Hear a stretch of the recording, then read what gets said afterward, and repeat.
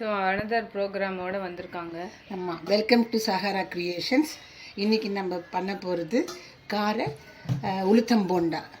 இது என்னோடய ஃபேவரட். இது அதாவது எப்படி ஹோட்டலில் மார்னிங்கில் வடையோ அதே மாதிரி ஈவினிங்கில் மைசூர் போண்டா அது ரொம்ப ஃபேமஸ்ஸு.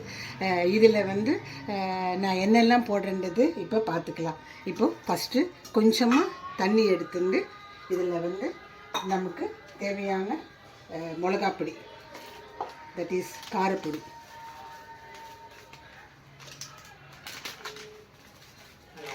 அப்புறமா சீரகம், அப்புறம் பெருங்காயத்தூள், அப்புறம் இது தேவையான அளவு உப்பு. என்ன யாருக்கு தேவையான அளவு? இது மாவுக்கு தேவையான அளவு. மாவே போடலாம், உப்பு போட்டு இது நல்லா மிக்ஸ் ஆகும் பொழுது தான் நம்ம போடுறதெல்லாம் நல்லா மிக்ஸ் ஆகும். இதில் ஆனியன், அப்புறமா கருவேப்பிலை, கொத்தமல்லி, அப்புறமா இஞ்சி, பச்சை மிளகாய். ஓகே, இது எல்லாத்தையும் போட்டு நல்லா மிக்ஸ் பண்ணிட்டு இப்போ நான் இதை வந்து 2 hours வந்து உளுத்தம் பருப்பை வந்து ஊற வச்சிருந்தேன். அதை நீ பாட்டுக்கு பேசு, டோன்ட் வரி.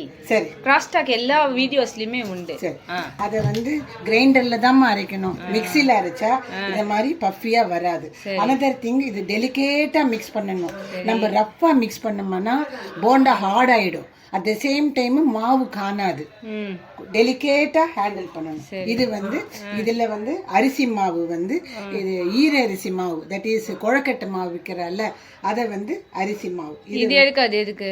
இதுல இது உளுத்தம் போண்டால இது போடும் பொழுது கிறிஸ்மஸ் கிடைக்கும், கலர் கிடைக்கும். இந்த காரப்பொடினால இது போடும்போது உனக்கு மொரமொரப்பு கிடைக்கும். சரியா?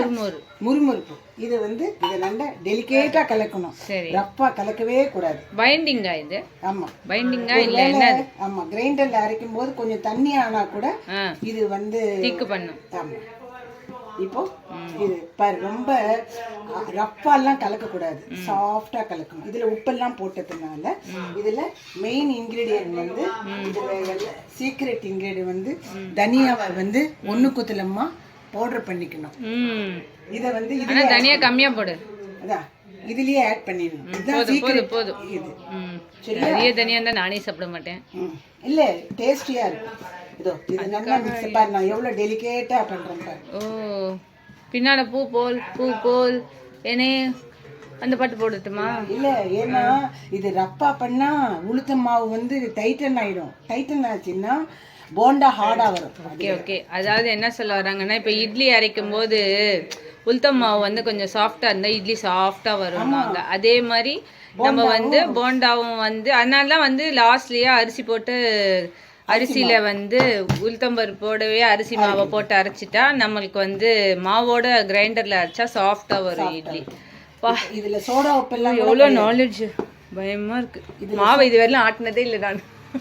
இதுல சோடா உப்பே போட வேண்டாம். சோடா உப்பு வேண்டாமா? ஓகே, பெருங்காயமே போதும். பெருங்காயம், சீரகம் போட்டு. ஓகே, அவ்வளவுதான். ஏன்னா உளுத்தம்பருப்பே சாஃப்ட் தானே. ஆமா, சோடா உப்பு போட்டா ஃப்ளஃபியா வரும். அதுக்கு உளுத்தம்பருப்பு நல்லா ஊற வச்சு மாவு கிரைண்டர்ல அரைச்சா அதுவே ஃப்ளஃபியா வந்துரும். ஆமா, எங்க அம்மா மாதிரி வந்து மெயினா வந்து சாஃப்டா கலக்கணும். அதுதான் மெயின் பாயிண்ட். இதுல எண்ணெய் கொட்டுறது அதெல்லாம் ஒண்ணுமே கிடையாது. ஓகே, அதாவது இதுல மாவுல எண்ணெய் அந்த சைடுல இருக்கு பாரு, இதுலயே அந்த சைடு இருக்கு பாருமா.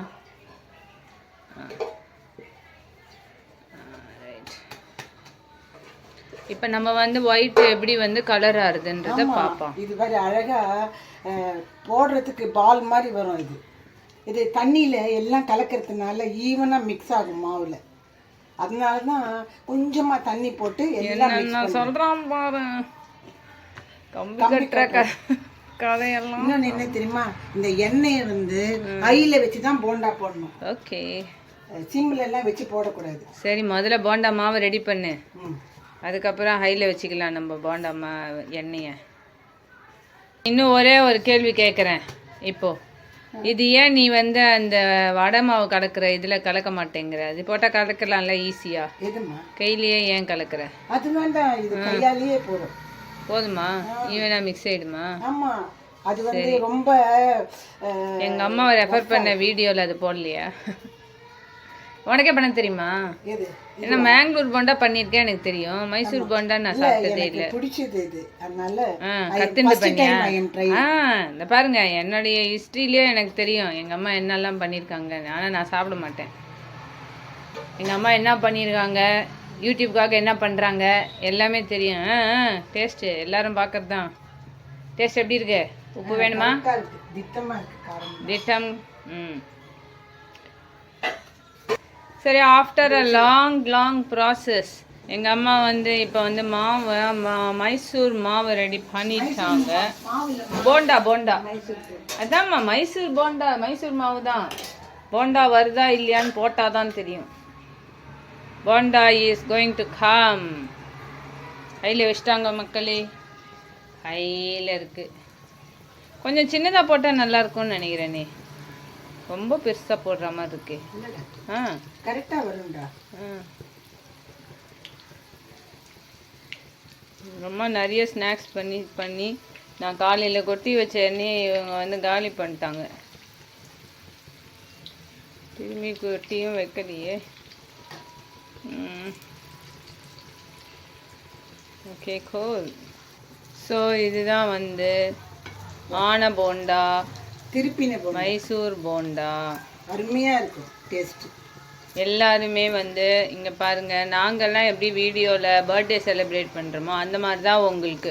நாங்கள் பர்த்டே செலிப்ரேட் பண்ணும்போது எங்கள் தம்பிக்கு வந்து வர்ச்சுவலாக ஆவுட்டுன்னுவாங்க.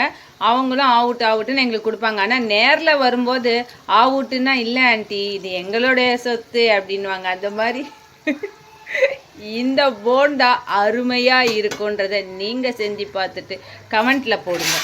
இல்லை எனக்கு வந்து கேள்வி ஞானம் மாதிரி எனக்கு கண்ணுக்கே போதும்னப்போ கண்ணுக்கு அருமையாக இருக்கு, கண்ணுக்கு அருமையாக இருக்குது, இதே அருமையோடவே நான் ஹோட்டலில் வாங்கி சாப்பிட்றேன்னு சொல்லிட்டு ஹோட்டலில் போய் மைசூரில் போய் போண்டா வாங்கி சாப்பிடுங்க. இல்லை, இது ரொம்ப ஈஸிம்மா, ரொம்ப ஈஸி. இத பாரு, இதுல என்ன டிப்ஸ்னா ஆயில வச்சு தான் பண்ணணும்.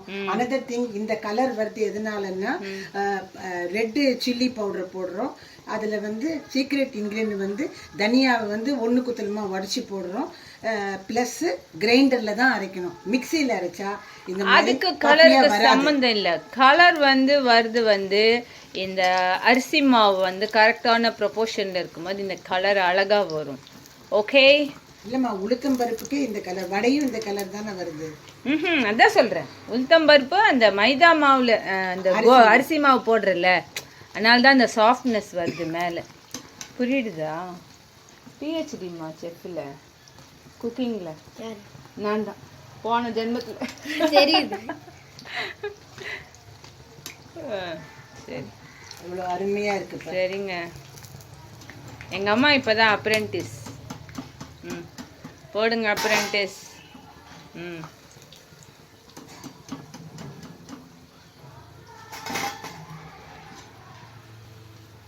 ரைட்டு லெஃப்ட்டுன்னு மாற்றி போடுறாங்களே எங்கள் அம்மா.